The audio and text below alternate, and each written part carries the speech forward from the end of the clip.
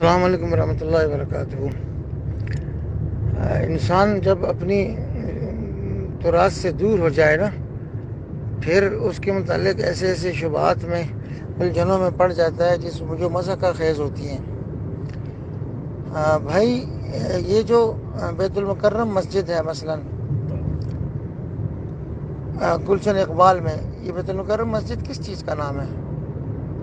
پورے احاطہ یہ بیت المکرم مسجد ہے، یہ کمپلیکس ہے، یہ کمپاؤنڈ ہے ایک۔ اس کے اندر پھر نماز پڑھنے کا حال بھی ہے، صحن بھی ہے، چبوترے بھی ہیں، مدرسہ بھی ہے، وضو خانہ اور استنجا خانہ بھی ہے، باغ بھی ہے، سب چیزیں۔ تو یہ پورا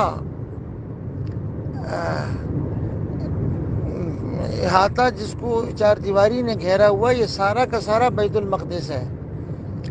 اس کے اندر دو نمایاں گنبد ہیں اور باقیہ اسی کا حصہ ہیں۔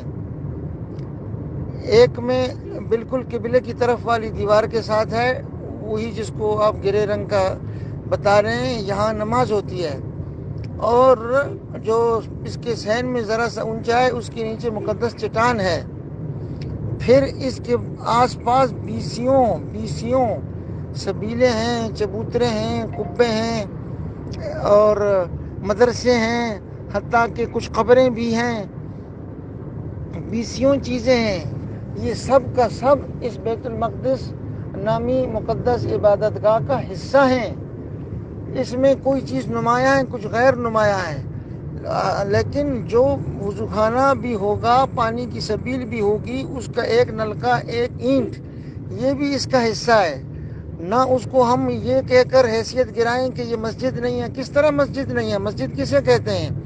مسجد اور اس کے متعلقات دونوں کو مسجد کہا جاتا ہے۔ اب آپ کس معنی میں کہہ رہے ہیں؟ یہودی اس کو کس معنی میں لیں گے؟ وہ کہیں گے ٹھیک ہے، پھر آگے والی لے لو جو آپ کی مسجد ہے، اور پیچھے والا یہ جو صحن میں چبوتر گنبد کے نیچے، قبہ تو صخرہ کے نیچے، زرد گنبد کے نیچے یہ صخرہ مقدسہ، یہ چھوڑ دو۔ تو ایک ان سے نہیں دستبردار ہو سکتے ہم، تو ایسی بات نہ کریں جس سے دشمن کو فائدہ ہو اور اس کے اندر تحقیق کا کوئی شمع بھی نہ ہو، ایسی بات نہ کریں۔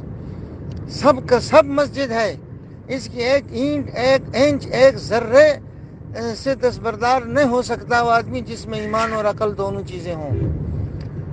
اور اس کی حفاظت فرض ہے ہر مسلمان پر، اور یہودیوں کا یہاں پر کوئی حق نہیں ہے۔ ان کو اللہ نے یہاں سے دھتکار کے نکالا ہے، ہمارے پیدائش سے بھی 2000 سال پہلے وہ مطرود اور ملعون ہوئے یہاں سے، اور مغضوب ہو کر، مردود ہو کر نکال دیے گئے۔ یہ مقدس امانت ہے، اس کے متعلق ایسی بحث نہیں کرنی جس سے دشمن کا موقف مضبوط ہو، اس کے جو خفیہ ہیلے ہیں، چالیں ہیں، ان کا مکر کا راستہ نکلے۔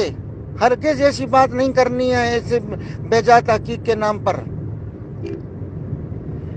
مسجد اقصیٰ اس پوری کو بھی بولا جاتا ہے، اور مسجد اقصیٰ اس کا وہ خاص حصہ جس میں نماز پڑھی جاتی ہے، اس کو بطریقہ اولا بولا جائے گا۔ جیسے بیت المکرم پوری چار دیواری ہے، اور جو مسجد کا حال ہے وہ بھی ہے۔ اب مسجد میں دو جگہ ہوتی ہیں، ایک جہاں پر آپ چپل پہن کر نہیں جاتے، چپل اتار کے اعتکاف کی نیت کر کے جاتے ہیں، اور ایک اس کے متعلقات ہوتے ہیں جہاں آپ چپل بھی پہن سکتے ہیں، آپ باغ میں پھر بھی سکتے ہیں، چبوترے میں بیٹھ بھی سکتے ہیں۔ تو بیت المکرم کی مثال اس لیے لے رہا ہوں کہ اندر داخل ہوتے ہی دیکھا ہے شمال کی جانب سے ایک چبوترا بنا ہوا ہے۔ اب کوئی آپ سے کہے کہ مسجد تو وہ سامنے حال ہے، یہ چبوترا تو ہمیں دے دو، اس سے آپ نے کیا کرنا؟ تو آپ کو کیسے دے دیں؟ آپ کو تو ہم یہ جو جوتا پڑا ہوا ہے یہ بھی نہیں دیں گے۔ تو یہ ہے اس کی حقیقت بھائی، کہ ایک معنی میں کوئی کہے کہ مسجد وہ ہے، وہ ٹھیک ہے، لیکن زو معنی میں نہ کہے، وہ تو یہودیوں کا موقف مضبوط ہو جائے گا کہ ٹھیک ہے وہ آپ لے لو، اور پھر یہ، اور ہمیشہ وہ یوں ہی کرتے ہیں کہ تھوڑی سی جگہ لیتے ہیں اور اس کے بعد پھر بقیہ پر بھی قبضہ کرتے ہیں۔ یہ جو دیوار گریا ہے مسجد، اسی بیت المقدس کی ایک دیوار، اس کے باہر کی جگہ کو انہوں نے 4 فٹ کی گلی تھی 1965-66 تک، کہا کہ ہمیں کھڑے ہو کر رونا دھونا کہتے تم ان کا مسلمان کا لے لو، ایسے بھی سخی ہوتے ہیں، دمس کے اندر لے لو، کیا ہے، رو دو، یا اپنے نصیب پر رو یا اپنے اعمال پر رو. انہوں نے وہاں پر جو قبضہ کر کے سارے گھر گرائے، مسجد بھی وہاں تھی گرا دی، خانقاہ بھی گرا دی، پورا میدان بنا دیا.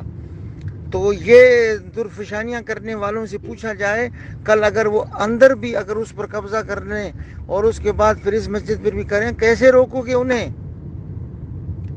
تو تحقیق بھی یہی ہے کہ پوری 4 دیواری مسجد ہوتی ہے، مسجد الحرام، مسجد نبوی پوری 4 دیواری مسجد ہے، اور مشرک نجسے نہیں آ سکتے اس میں، یہود نجسے نہیں آ سکتے اس میں. اور اس کے اندر پھر خاص حصہ وہ بطریق اولا مسجد ہوتا ہے، دونوں ہوتے ہیں، اور ہر ایک کی حفاظت مسلمانوں کا فرض ہے. والسلام علیکم ورحمۃ اللہ.